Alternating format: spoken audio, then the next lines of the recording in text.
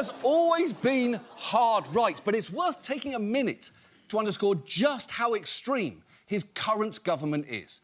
Because the truth is, Netanyahu has been struggling to hold office in the last half a decade. Voters there actually endured 5 elections in just 4 years because neither Netanyahu nor anyone else could form a stable majority.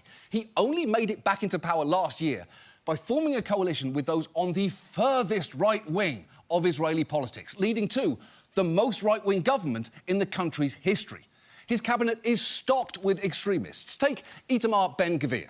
He's been convicted on at least 8 charges, including supporting a terrorist organisation and incitement to racism. He was once considered so fringe, the Israeli army rejected him from mandatory service. But he's now Netanyahu's Minister of National Security. Meanwhile, his current finance minister, Bezalel Smotrich, has said, is there a Palestinian history or culture? There is none. There is no such thing as a Palestinian people.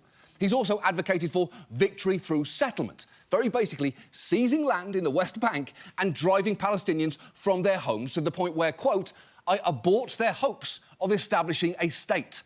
Settlements are widely understood to be against international law, yet Smotrich wants a massive expansion of them, and Netanyahu gave him a special role in charge of settlement affairs. But perhaps the most surprising way that Netanyahu has actually jeopardised Israel's safety is that for years he deliberately used Hamas as a way to undermine the Palestinian Authority, a rival to Hamas which administers parts of the West Bank and has much more legitimacy on the world stage.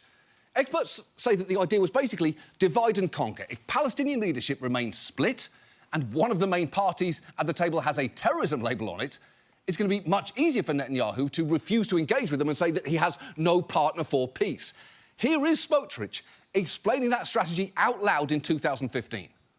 The Palestinian Authority is a burden, and Hamas is a terrorist organization that no one will recognize and no one will give it status in the ICC.